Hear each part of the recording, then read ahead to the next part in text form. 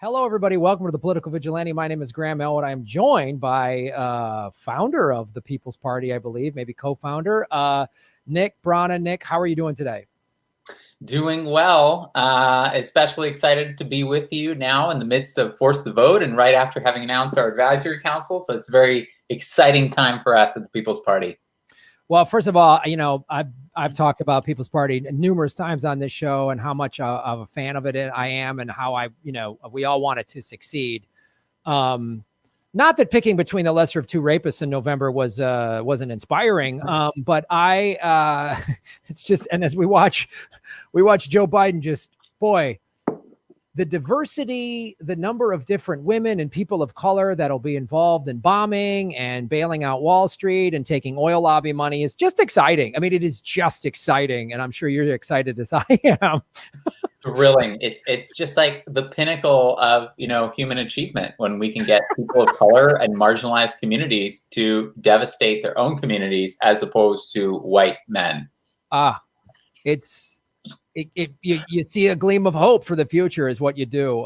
The diversity of the ruling class. Well, I wanted to talk to you today. The main thing is the Force the Vote, the idea that Jimmy Dore and others have come up with. It's actually starting to gain steam.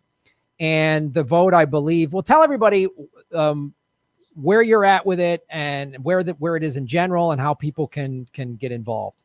Yeah, for sure. And so as part of our whole philosophy in starting the movement for a People's Party and the People's Party is that, independent parties have this very long and proud history in the United States of coming around when the two-party system becomes dysfunctional and either breaking up that duopoly and replacing one of the two major parties, as happened over the issue of abolition of slavery in the 1850s with the early Republican Party, or forcing one of the major parties to take on their policies in order to avoid that.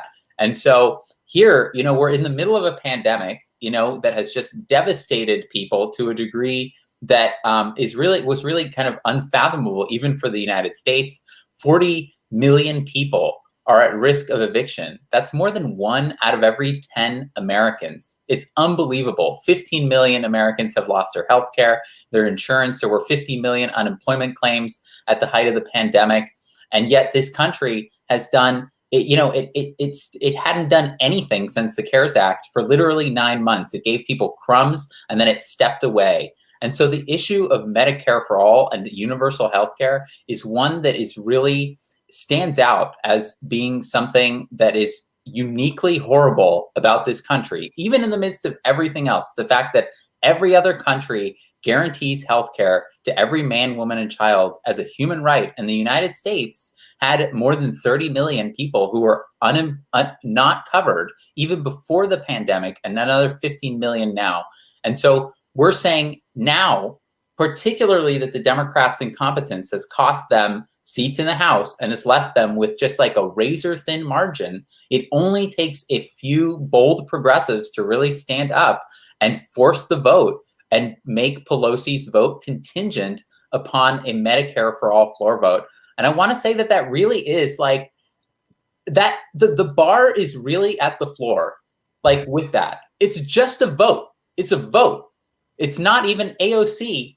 She previously, this is in January, this past January, so less than a year ago, she was asked, she was doing an interview and she was asked about the Democratic Party. And she says there is no left-wing party in the United States. The Democratic Party is a center-right or a center party.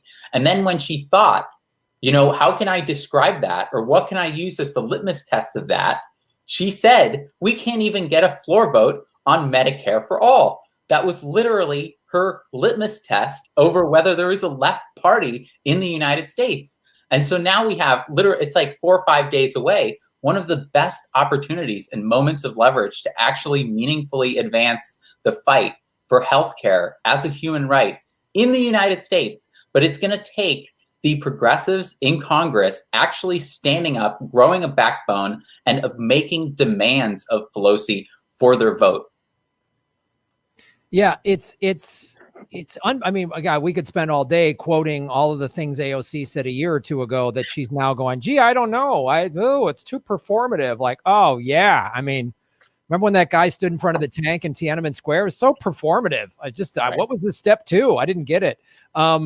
It's like, yeah, one man made the Chinese army move. He made them move. And as you said, we can't even get a vote. We're not even like, we demand, Medicare for all, by January 4th. We're just wanting just a vote. Exactly. and it's so unbelievable to me. But the thing is, in many ways, this has been good because it's really exposing the sort of fake progressives, or as Richard Medhurst calls them, the boutique left, which is just my favorite term. They want to go to brunch. They want to say they're for these things, but they're not going to get their hands dirty. They're not going to fight for anything. They're not going to really do anything. They're just gonna say, yeah, we need these things, but now's not the time. And they love pragmatism. They love pragmatic centrism. Like it's just so great to discuss over brunch. They think they're so wonderful. So how close are we? Because I'm starting to see, a month ago when Jimmy first came up with this, a bunch of people got on his side, which was amazing. And then the people he took criticisms from were, it was like, what? And now it feels like, AOC and the squad, they are paying attention to the fact that their voicemails are full, their email boxes are full, that they got pressured. And when people don't think, oh, I'm just one person. No, they count the number. They count the number of people calling on an issue and emailing on an issue. And they're seeing this as overwhelming. So what are you seeing? And as we get close, the vote is, I think it's Monday, correct? The vote is actually Sunday. Okay. Yeah. And so we have as the Movement for a People's Party, we've kind of built out, we decided to take on this fight in a really big way. And so we just announced our advisory council yesterday, have amazing people like Dr. Cornell West, Susan Sarandon, Justin Jackson joining the council, Rose McGowan, Jimmy, so many others. And we've come out in a big way for this. And so we're hosting tomorrow the Force the Vote town hall with Dr. West, Justin Jackson, Jimmy. Hopefully we will have Katie Halper, Bree Joy Gray as well. And we are inviting all of the squad members to join us at the town hall and explain themselves to the movement. Radical concept, actually come. Because one of the things that's most important about this debate that I think is most being exposed is to whom are the progressives in Congress accountable? Right now, they're acting like they're accountable to the party and to the party leadership. So what the hell is the point of having progressives in the Democratic Party if they're just, people who don't take corporate money, if they're just going to listen to and follow the dictates of the people who do take corporate money? So, but like you brought up, we are also going to have direct actions in Washington, D.C. the day before the vote and the day of the vote. That's being planned for the Spirit of Justice Park. Jackson Hinkle is spearheading those as well. There's going to be a lot of us who will be speaking at those. Myself, Bree Joy Gray, Nico House. But like you mentioned, there are cracks that are beginning to show among the House progressives. And I think that we can win this.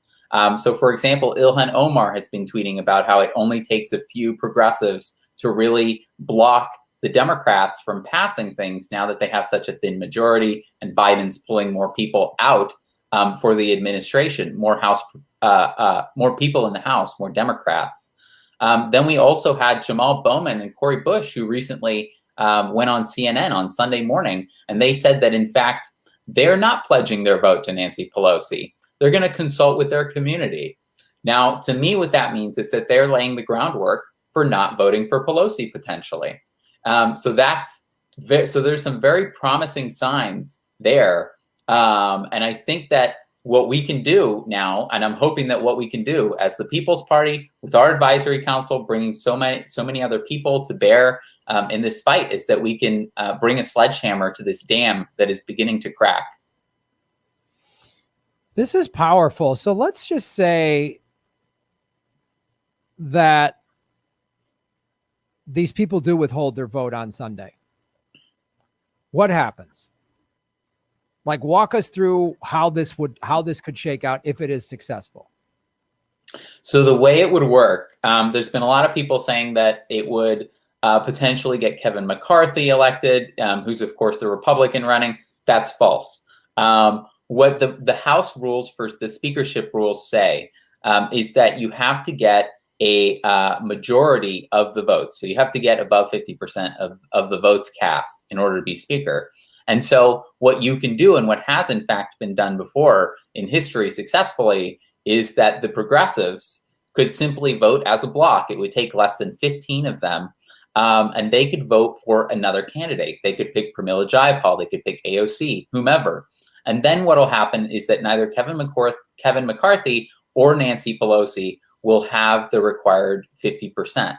And that means that it will go to conference, it will go to another round of balloting, they'll deliberate, and then they'll come back for another round of votes. And this has been done in the past. I believe in 1910, it was done about 8 different times, and it actually dethroned a speaker. And so it can be done. It's been done successfully, and that's what they have the opportunity to do here. And so there is no real risk that a Republican is going to end up being the speaker, unless the Democrats end up voting for a Republican, which who knows? I guess that's always a possibility. Well, they act like the Republican Party. It wouldn't shock me if they just flat out voted for one. I mean, there's flat out Republicans in Biden's cabinet, so exactly, it's not that far fetched.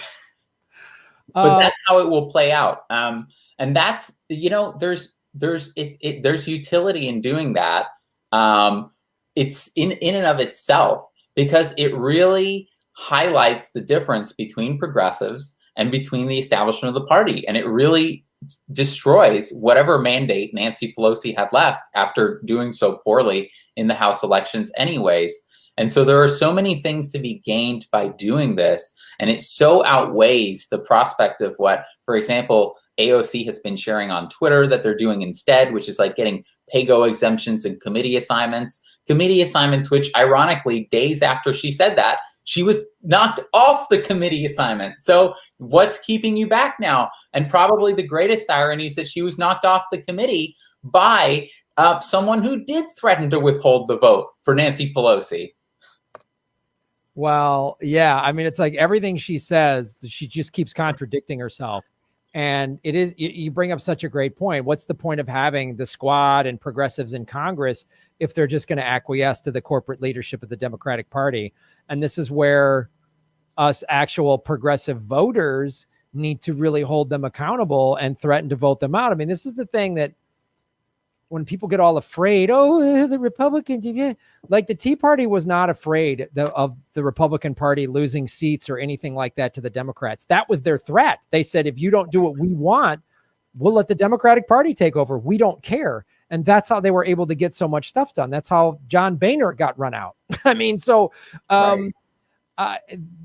this and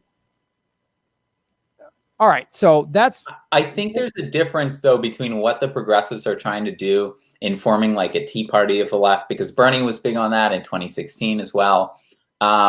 Because when the Tea Party was doing it, it was fundamentally not as opposed to corporate interests. Right. Whereas when the squad is doing it, it is opposed by Wall Street, it's opposed by Silicon Valley, it's opposed by everyone. And so there's a difference there. And that's why, we believe that we need, in fact, a major new party, because they're never going to permit you to build power inside the Democratic Party as we see. And in fact, when you go into the Democratic Party is a force, as we've seen with Alexandria Ocasio-Cortez, unfortunately, and others. It's a moderating force. And this has nothing to do with AOC's kind of like, her integrity and her honesty. What it has to do, in fact, with is the systemic pressures and forces. Like, I studied sociology in college, and, when we look at like banking executives, for example, who caused the 2008 recession, who sold subprime mortgages, if we just replace that executive with like someone else, who has like the best of intentions or whatnot, do we have any kind of like, would we really expect that person would suddenly be able to kind of, reorient things like the profit motive and things like maximizing profit. I don't think so. And so we understand, as the left, we understand systemic institutional pressures when it comes to the private sector, but we don't seem to understand those systemic institutional forces when it comes to the public sector. We seem to have this like naive idea that if you just put more honest people into a corrupt party, like, drops of water into like a bucket of sludge, like it's going to transform the bucket of sludge. It just doesn't work that way. Well, it will if you love pragmatic centrism, one drop at a time, Nick. I don't think you need to be so crazy with your purity tests on the sludge buckets. And at least our sludge bucket is the lesser of two sludge buckets. So I don't know why you're so mad at sludge. Yeah, you bring up a good point. Unfair to sludge with that comparison. So before we move on to like specifics of what the future of the People's Party is going to be doing, give everybody one more chance here. What they can do between now and Sunday to help force the vote. So join us at the Force the Vote town hall tomorrow. Go to forcethevote.org, sign the petition there, join us for the town hall. We're going to live stream it. Jimmy's going to be carrying it. We'll be carrying it as well as the People's Party. And then you can show up. If you're in DC, you can show up for the direct actions that are happening as well. We're sharing that on our social media the day before and the day of the vote. And then you can also, of course, call, email, put as much pressure as you can on your progressive members of Congress to actually force the vote, take a stand on it. Okay, excellent. And if you need me to do anything, let me know. I know you've texted me some stuff. It's been a little chaotic here, but we can talk after this if there's more you need me to do. For sure. All right, everybody, go to forcethevote.org. I put that website up before. If you haven't already, sign up for that and get involved in a lot of these actions coming up between now and Sunday, January 3rd is when the vote is. And so we need to pressure these politicians to withhold their vote for Nancy Pelosi. Just say, we're not voting for Nancy Pelosi unless we get a vote on Medicare for all. It's all we're asking for.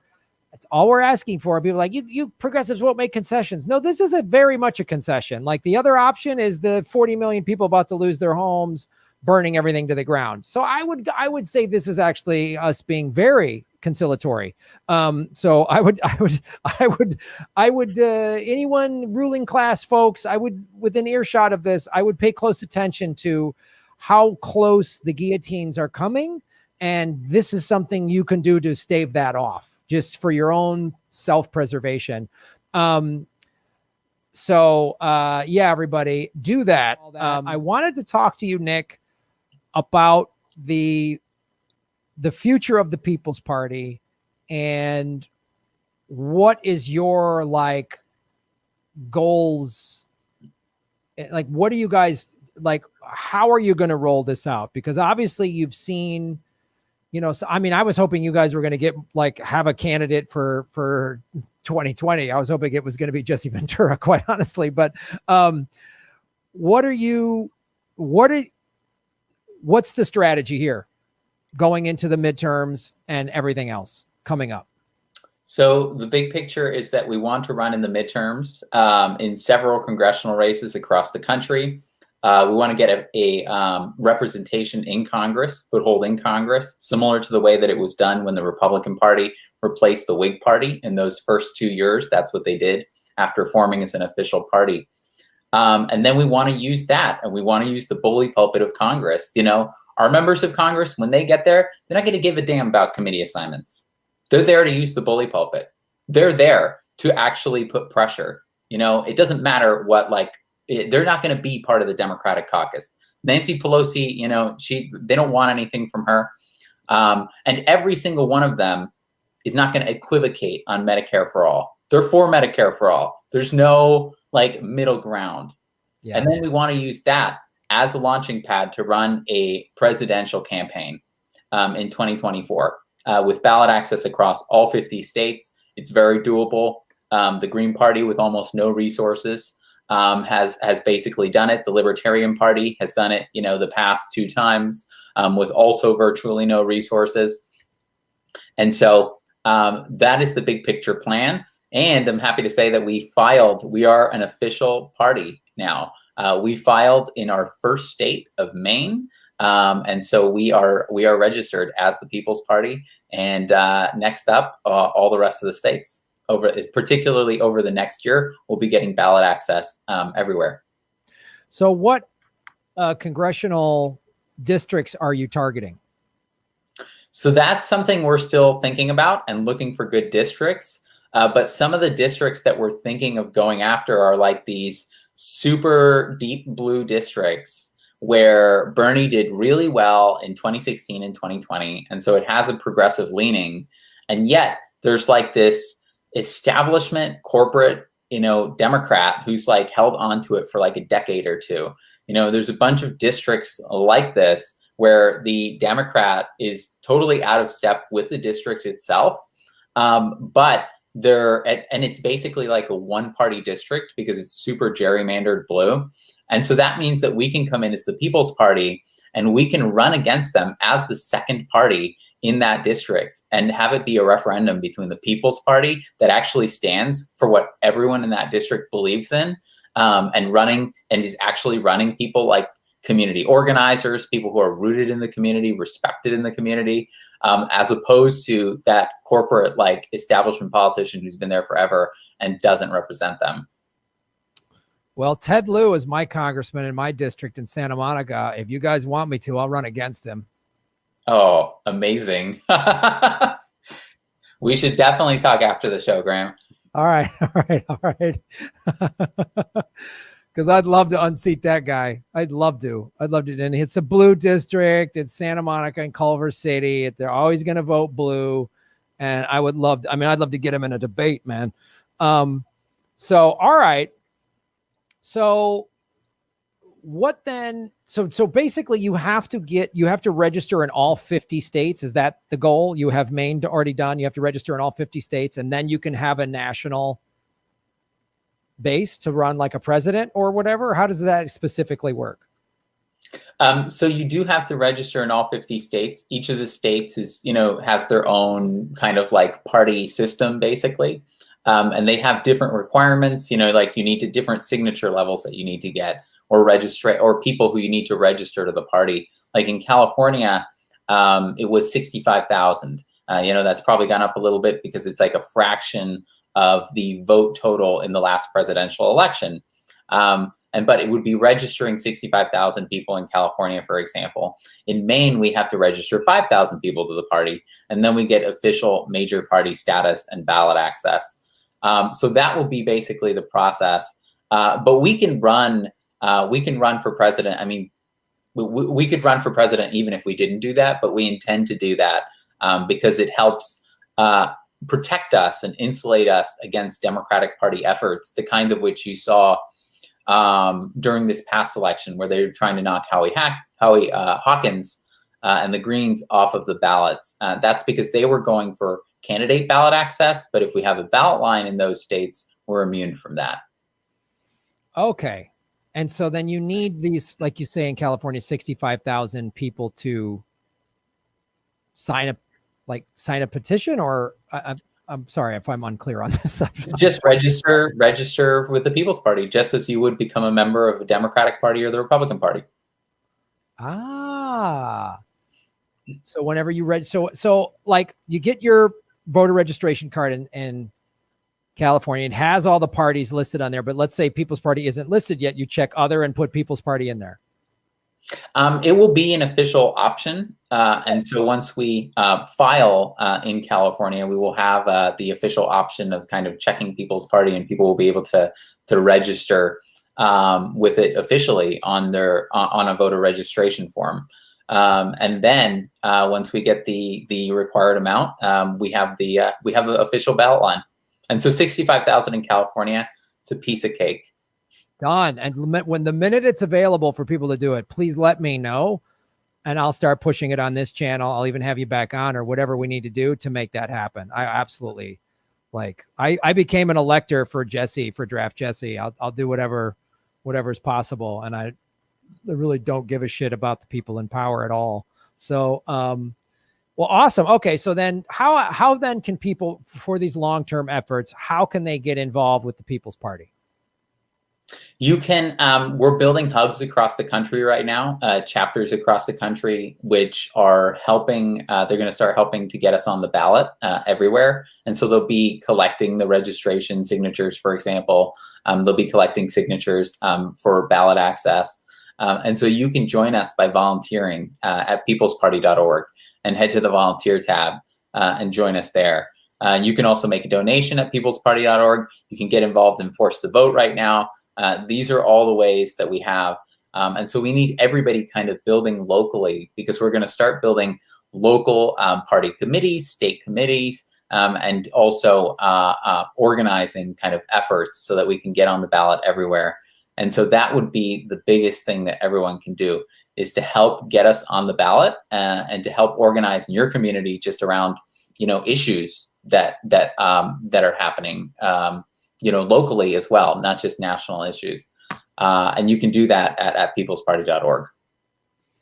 Excellent. Well, folks, this is the thing I talk about. We're all scrambling, going, what do we do? How do I get involved? Well, this is a great place to get involved, is joining the People Party, get involved and Force the Vote. But also, this is a good long-term strategy of getting people and using a history book. It's the thing that drives me nuts when I'm listening to like AOC and the squad. Oh, you can't, it's too performative. Like, have you ever cracked open a history book? Like, what do you think? What do you think people did? Like, what do you think Rosa Parks? She worked for the NAACP and said, yeah, I'm going to take a seat. And my plan is to get arrested so that we get a lot of press. Like they realized, oh, taking a seat up front, that's not going to change the laws. Not immediately. No, but it got people woken up, which is why we're still talking about her, 50, 60 years later. So this is the kind of movement, and it's all of us who are all fired up about Bernie and felt like we definitely got sheep herded by him twice, let's say it. And now he's just really good at tweeting. So this will be more than that, because as you said, and I've said it on this show, you have a better chance if you think you can reform the Democratic Party from within. I always say, go for it. You go join the Democratic Party. I'm going to join a drug cartel and get them to stop selling drugs and switch to vegan smoothies. And we'll see which one of us is more successful. Right. Or I'm going to join Walmart and I'm going to try to reform that. Good idea. It's just like in the Democratic Party, there are no institutional mechanisms for reform. The leadership isn't elected by the membership. The membership doesn't vote for the DNC chair, for example. It's the donors basically who control the DNC members. There's like 100 lobbyists on the DNC, and so it's just like a committee of corporations. Why in the hell would we expect it to do anything in our interest in the first place? Which is a great thing. So let me ask you this. What things have you implemented in the creation and formation of the People's Party and its charter and everything like that to prevent that from happening, to prevent a bunch of corporate, let's say the People's Party wins these seats, the minute that then the corporate assholes are going to try to come in and go, oh, I'm on your side or whatever. So how do you guys prevent that from how you started it? Well, to run with us, you're going to have to agree to our platform and to our principles, and chief among those is you don't take corporate money. I'm out. I really, I'm Nick. I'm huge corporate money. I take money from the vegan smoothie lobby and Big Kale, and I don't know if I could handle. I'm sorry. Go ahead. That was the first thing at the People's Convention, which you were at, which we enshrined. It was the first vote that we took. We had more than 1 million viewers for the People's Convention, and we voted at the conclusion of the convention with all of the amazing people who joined us there on whether we wanted to form a major new political party in America that is free of corporate money and influence. And that vote passed by 99% of the people who cast votes. And so that's a pretty damn big mandate. And so that's one of the things automatically, no revolving door. If you've been involved in industry, if you've been an industry executive, you can't come in and hold these party leadership positions. You can't come in and run on our ballot line. That's not going to happen. Also, we're going to have elected leadership at all different levels, state, national, county. and membership will actually be voting, unlike it does in the Democratic Party. So those are some of the ways. And also next year, we're going to be creating our national charter as well. So we'll be enshrining all of these different things into it. Excellent. Folks, you're here watching The Political Vigilante with Nick Brana. Please hit the like button and share. We have over 800 people watching. Make sure you hit the like button. If you're new to my show, please hit the subscribe button. Speaking of big corporations, YouTube is throttling channels like mine. So you hitting the subscribe button very much helps out this show. This is a question I really want to ask you. If you have the time, I'm a huge fan of Nina Turner. She spoke at the convention. How come she's not running as People's Party candidate to fill? Because it's a filled seat, right? Somebody, Biden pulled someone out and she's running, right? So is it because the People's Party isn't registered yet in Ohio, or why isn't she running as a People's Party candidate? It's because we don't have the ballot line yet. And it's a special election and it's happening immediately. And so it would be amazing, obviously, for her to be running right now as a People's Party candidate, but we don't have that. So but what we want her to do is we want her to, and we've shared this with her, is we want her to get to office. We want to, there could be no greater kind of friend of the movement and no greater friend of the People's Party than her. She spoke at the People's Convention, of course. She was active on our advisory council before, running in the race. And so she's very supportive, even now of what we're doing. But we want her, of course, we know what happens to people who go into the Democratic Party, and it has nothing to do with the individual. It has nothing to do with that. It's just institutional systemic forces. Like, people are subject to the forces around them. And when you get into there, you're subject to those forces. And so we want Senator Turner, obviously we have a lot of love and respect for her, and we want her to switch her affiliation to the People's Party the minute she gets there.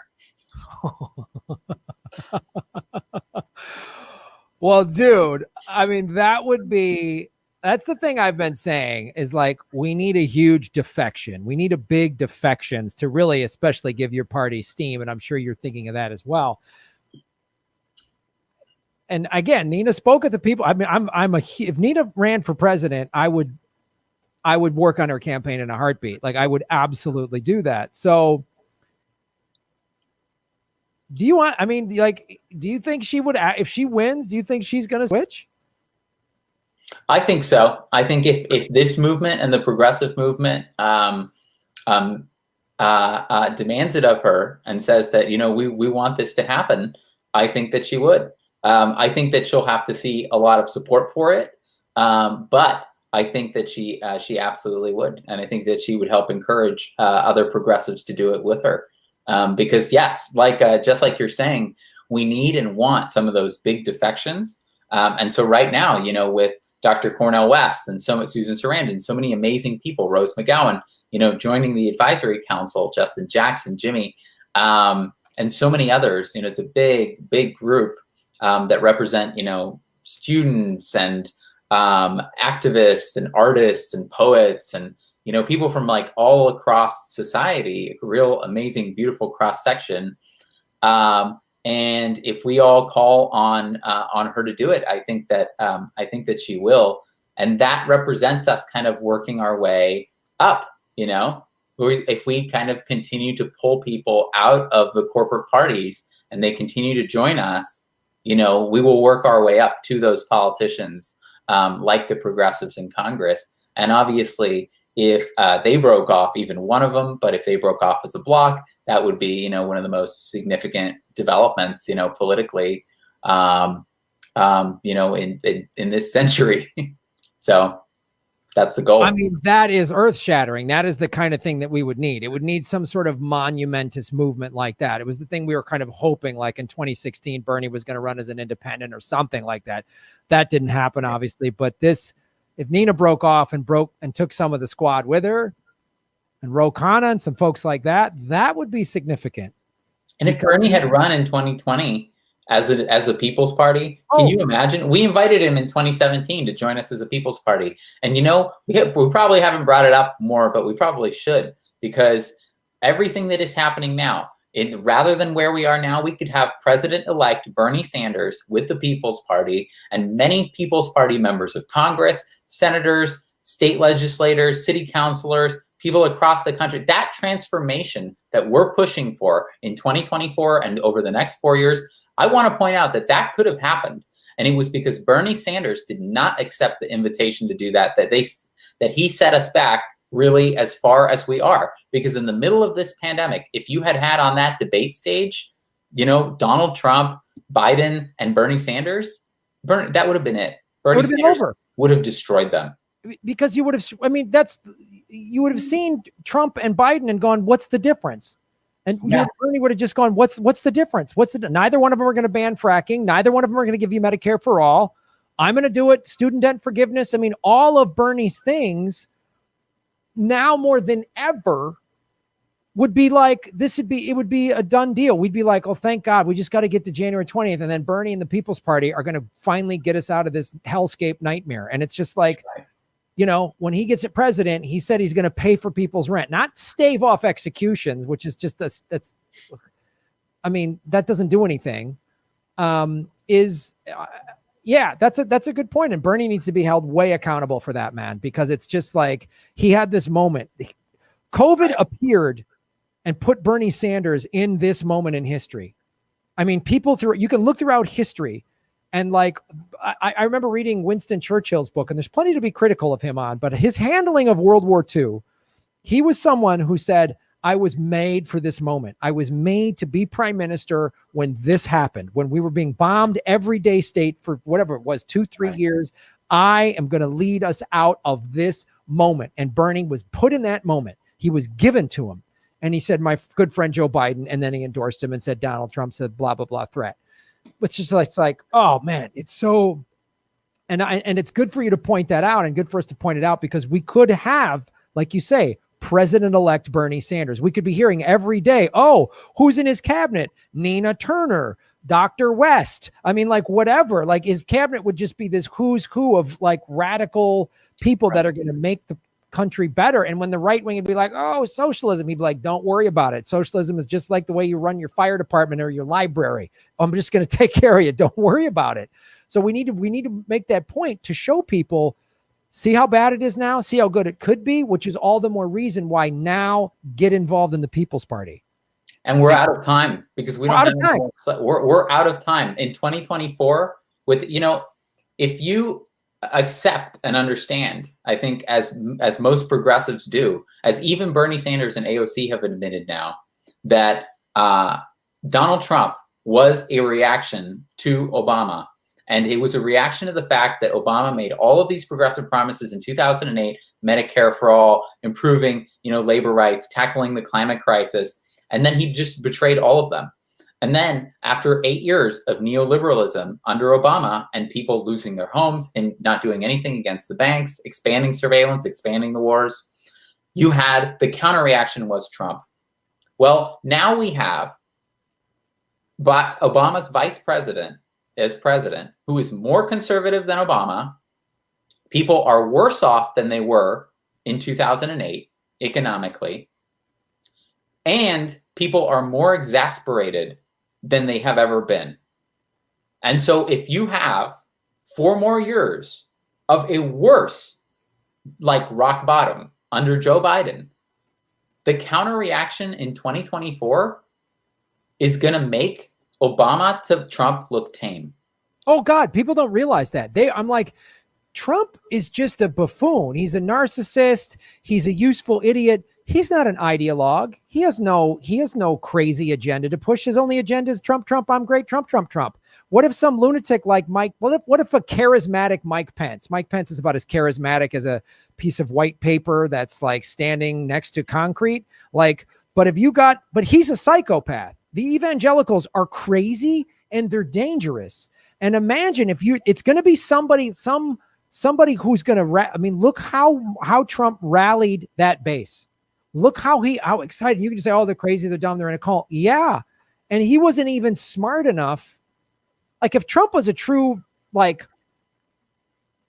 fascist dictator, the minute they said Biden won, he'd say, take to the streets, I'm not leaving. And we would be in a hellscape civil war. That's what a real like fascist dictator who's got a Machiavellian type brain would have done. Trump's too dumb to do that. You know, he's going to play golf and eat Wendy's. So they're going to come up with somebody worse than Trump. And you don't think so? I take you back to George W. Bush, where all the liberals said he's the worst president ever. And now he's getting cuddled by Ellen and Michelle Obama. So Trump will seem like just a long line at Disney compared to what evil son of a bitch they will regurgitate up after 4 years of this. So we will have to have a People's Party. And then the People's Party is the only, to me, the People's Party is the only thing that stands between a fascist, like a real fascist, coming to power in the United States. Because when people get fed up, what people are doing in this country is they are running around with their hair on fire from one person, Obama, Trump, Biden, looking for an escape hatch to the system. It's like, get me out of this hell that you've put me in. And they're so fed up with it that they're willing to elect like a billionaire, you know, reality TV, like racist, sexist oligarch, just because he represents something different from what we had in Hillary Clinton, this like elder stateswoman. And so, you know, if people cannot find that escape hatch in 2024, they've already tried the Trump, they've already tried the Obama, they've already tried the Biden, they've tried the Bush. What are they going to go to? They're going to go to the person who says, give me total power and I will fix your problems. Yeah. They're going to go to a real fascist. This is how fascism comes about. Yeah. And so the only thing standing between that is another escape hatch, you know, because the Democrats have trapped people in a burning building. And then the Republicans have come about and they've opened an escape hatch and they've said, hey, you can come, Trump's Republicans, and you can come this way. And they've actually managed to portray themselves as populists, more populist than the Democratic Party, which is just completely equated with the status quo right now. And yet they're offering people an escape hatch from that burning building that the Democrats, that burning status quo that the Democrats are trapping them in, that is worse, that takes us towards authoritarianism faster than the Democratic Party. And so the only way to oppose that is to open a second escape hatch to that burning building and to say, look, rather than running in that direction just to change the status quo that you're so desperate to get away from, you can come here to escape and you can get healthcare as a human right. You can get pre-K to college as a human right. You can get an end to the wars. You can get a reduction of this like medieval level inequality that we have. You can get an end to private prisons. You can get the legalization of marijuana. You can get an end to surveillance. You can have everything that is overwhelmingly popular in the country, and yet all of the things that neither party represents. Yeah, and I think both parties realize that all of these populist platforms that you've just listed off, Medicare for all, you know, free college, all that stuff, they know that 80% of Americans in red states and blue states, whatever, would say, yep, we're on board. And that's why they have to make sure that true progressives and true progressive policy never sees the light of day, because they know a third party, if a real third party came about, because look, I mean, we're all seeing it. I mean, Florida voted for $15 an hour minimum wage. Mississippi voted for legalizing marijuana, ending Jim Crow laws. I mean, you've got all these places like Florida that voted overwhelmingly for Trump said, no, but we want this populist progressive platform of $15 an hour minimum wage because people are hungry and they're starving. So like, yeah, it's a great option. And it gives me a little excitement and a little hope. And like I said, if you want me to run for Congress, I will, because I won't take any corporate money. If, you know, God help the Democratic Party if I get on national TV. We may have just had a big announcement tonight. Vegan guns 2022. Well, Nick, thank you so much. And for being on the show and taking time out to talk about everything, Force the Vote, the People's Party, and Nina Turner. We'll really appreciate that.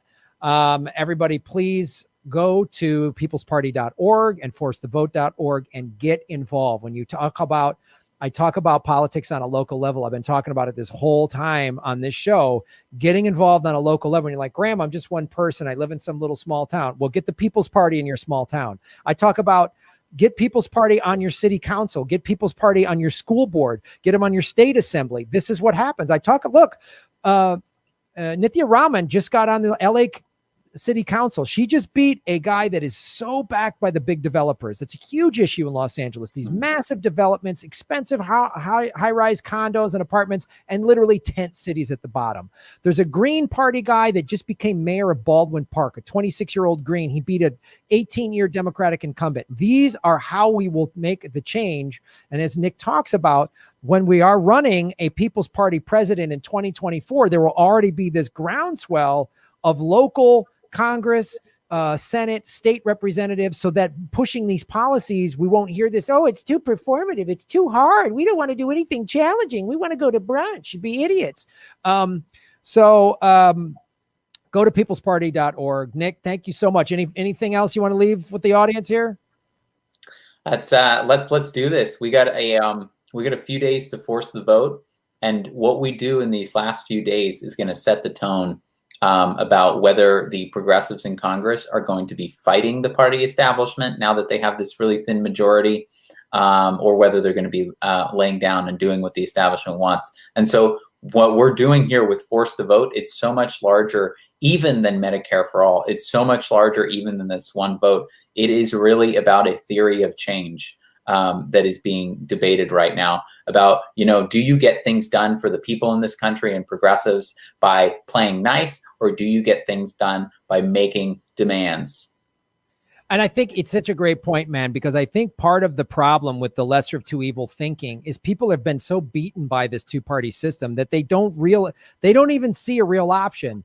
They see these libertarian and green parties and, hey, great for them. I voted green before. I've even voted libertarian where there's no, I love the third parties, but they're always like, it's just what is it called? Just a resistance vote. It's not a real vote or whatever. So they don't feel like there's even a chance at a hope. That's why they scream lesser of two evils, and we need this. So this is an opportunity to take this groundswell of people, populism, mainly Bernie Sanders people, but also the populism that Trump, not the racist ones, but the people who were voted for Trump because he wanted to get us out of wars. He wanted to bring jobs back. There was some people who voted for him because they're like, I'm done with all these wars. And there's a chance here to bridge this divide because they want us divided as red and blue states and all that other stuff. Anyway, I could go on forever, but Nick, thank you so much, man, for being on the show. And we will, when I'm done, I'll call you in a little bit. When I'm done, I'll probably be on the air for another hour, but I'll give you a call if you're around. Awesome. That sounds great. Great to be on, Graham. Thanks, brother. Thanks for being on the show. Everybody go to peoplesparty.org. Thank you, Nick, so much for being on the show, everyone. Thanks for watching, everybody. Please hit the like button, the subscribe button. Go to patreon.com/Graham Elwood and rockfin.com/Graham Elwood, where you can support the show. Also, I have a Bitcoin wallet, a Bitcoin Cash wallet, and an Ethereum wallet in the show notes. We're taking cryptocurrency. I have a Coinbase affiliation link. We're going to be getting on some other exchanges. So that's how you support the show. Make sure you hit the subscribe button. YouTube is unsubscribing us at an alarming rate. I have a PayPal button at grahamelwood.com. I even have a Venmo at Graham-Elwood. There's a lot of ways to support our show. We are getting crushed by YouTube. We've dipped under 73,000 subscribers because of YouTube. Thanks for supporting what we do.